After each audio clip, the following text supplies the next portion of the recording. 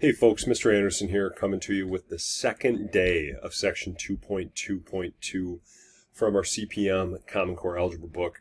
This is going to be a continuation of what you did in the last lesson. So we're going to be using curriculum from the exact same section in the text. I'm just going to be starting a little bit later. We're again going to be doing a deep dive on slope. What other applications does slope have? What other applications can we get into when we start talking things like rate of change? What other situations present themselves? That's our goal to investigate today, and we are going to start with 2-55 out of the text here, and we're going to move on to 256. But we start with some graphs here, and I've taken those graphs, I've imported them into my notes, and I've done a little bit of writing that I'm going to share with you in a moment, but the slope of a graph can represent many things. It means a ton in math. It might even mean more in a course like physics where you have some context that needs to be delivered as part of a problem or an assignment or a project. In this lesson, we're talking about situations where the rates of change of a line, or the slope, represents speed. That is one of the most common applications we deal with in math. However, rates of change can represent many other things besides speed, depending on that context. And we have three situations here, and we're asked in each one of these to explain the real-world quantities of slope and y-intercept and what they mean, and then find that rate of change. And I'm going to do that with you here. But let's just go ahead and talk about what these graphs are. Okay? And these graphs are all first quadrant graphs.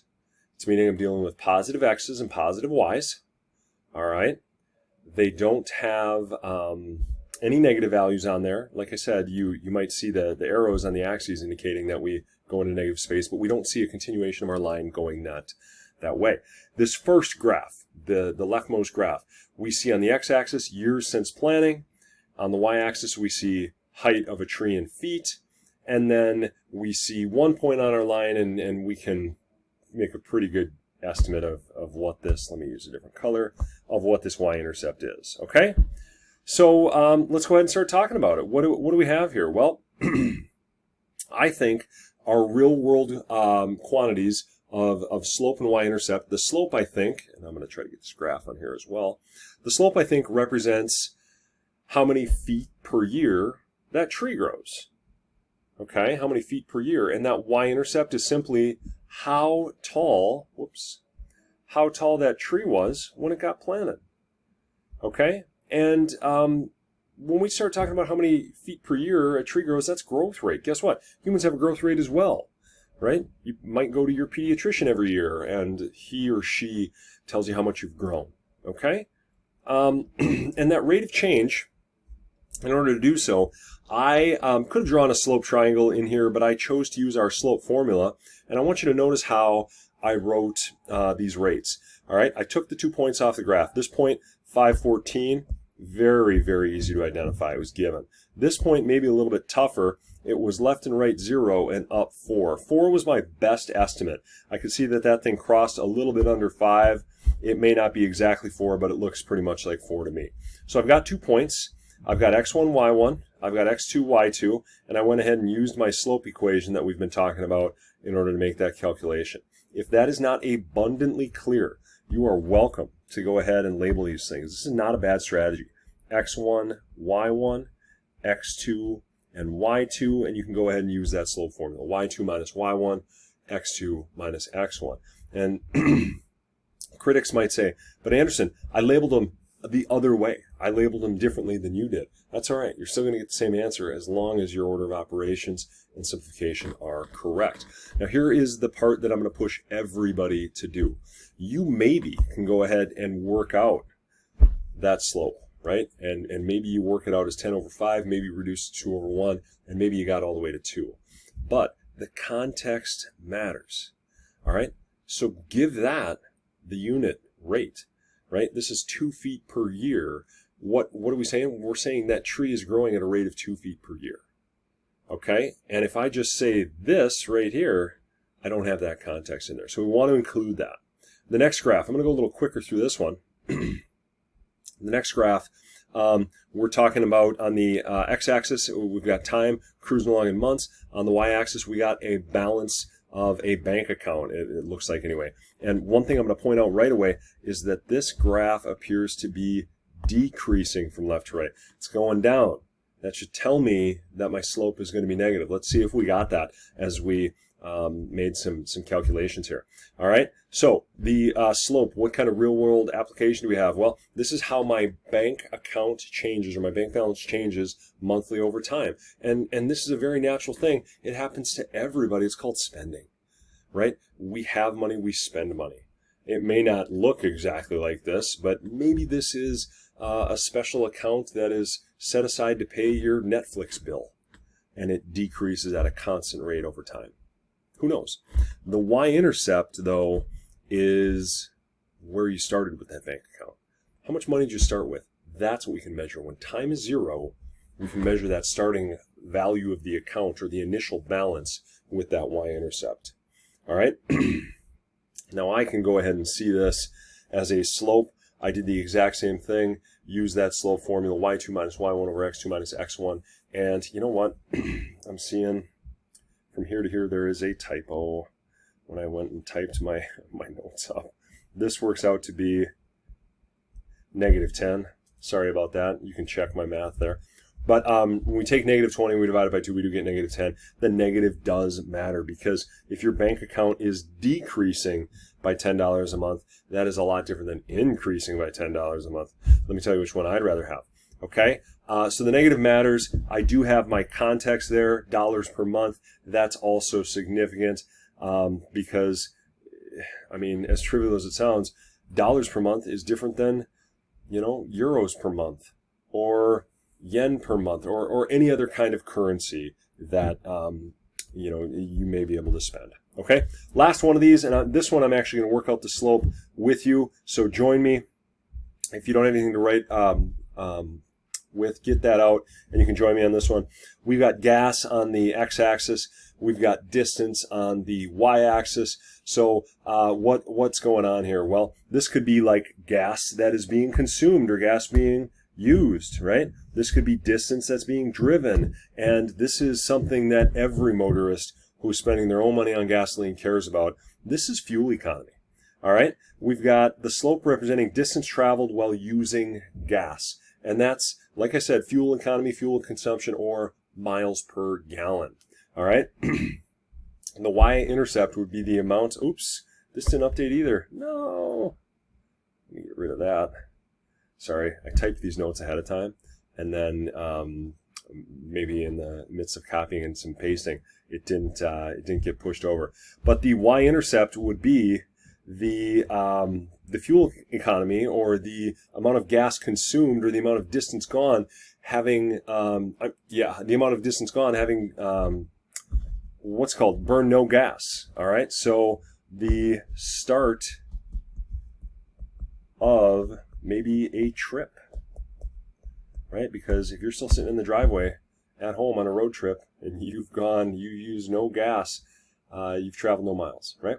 Okay, last thing I'm going to do is I'm going to work this slope out with you. I am going to take these 2 points. The 2 points are 488. I'm going to let that be my x2, y2. 244. I'm going to let that be my x1, y1. And we're just going to make a quick calculation with the slope here. And that was slope m equals 88 minus 44 over 4 minus 2. I'm just going to double check, make sure I got those numbers right. So I was doing that from memory. 88 minus 44 and 4 minus 2, that looks pretty good.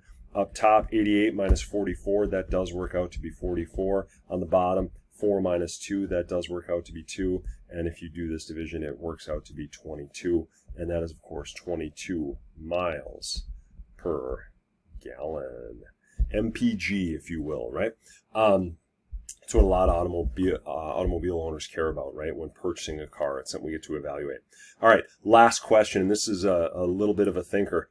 It says, in each of the situations, would it make sense to draw a different line with a negative y-intercept? Well, I kind of hinted at this as we started talking. Would it make sense to start these things with lines that look like that, with negative y-intercepts that cross below the x-axis. And I'm going to outright say no, and I'm going to throw this your way, and come see me if you have any sort of disagreement, because I would love to hear it. Check this out.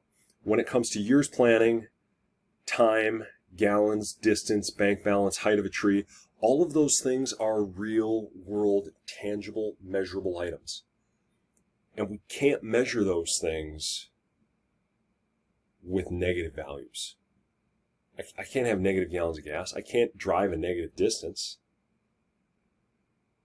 Somebody said to me one time, talking about a problem similar to this, but you could have negative balance in a bank account, and I would argue a bank isn't going to let you open an account with a negative balance. All right, remember, that was our initial balance in that account. And if you show up to open an account, you better have some money. Otherwise, the bank is going to say, come back when you have some. Okay? So I don't think it does make sense to consider the negative y-intercept. Is a negative y-intercept a thing? Yeah, absolutely. But in these real-world scenarios, it doesn't work out very well. Okay, last thing that we're going to talk about before we get to some review preview is we've got a graph here, and this is, again, one of those things that we don't necessarily get to do in person, so we had to modify a little bit. Check this out. The president of Line of Factory, right back from section 2.1, 3 and 4 actually, is so impressed with your work that you've been given a special assignment to analyze the graph below. This is a graph that maybe you've not ever seen something like before. It's actually a pretty neat graph. It's a pretty common graph for analysis, but it's what's called a piecewise graph. And you can Google this, but the only thing a piecewise graph means is that they took several different linear functions in this case, or several different graphs, and they cut them up and they put them together to model a situation.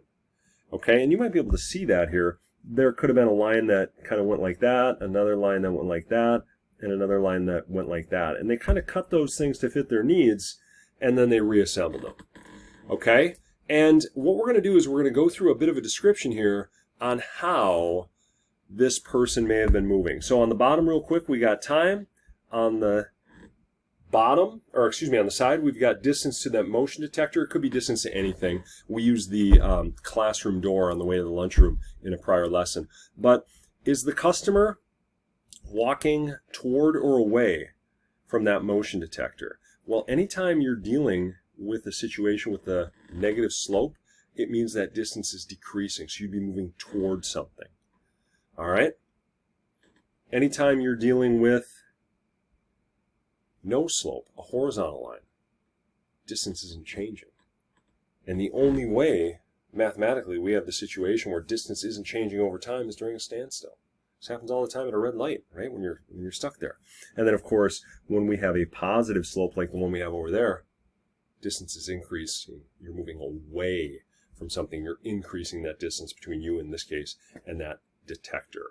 All right, where the customer began walking when the motion detector started collecting data. Well, I'm going to get rid of those. I would say the customer started walking 5 feet away from that motion detector toward that motion detector. Okay.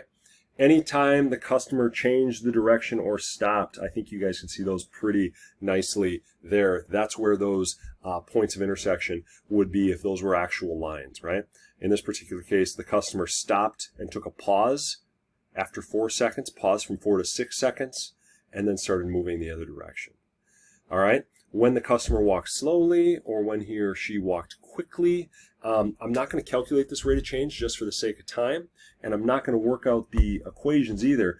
But one thing I will tell you is even though this slope is negative right here, and this slope is positive right here, this part of the line is far steeper than any other part of the line. Any other part of that piecewise graph, excuse me. That means that's where the customer was moving the fastest.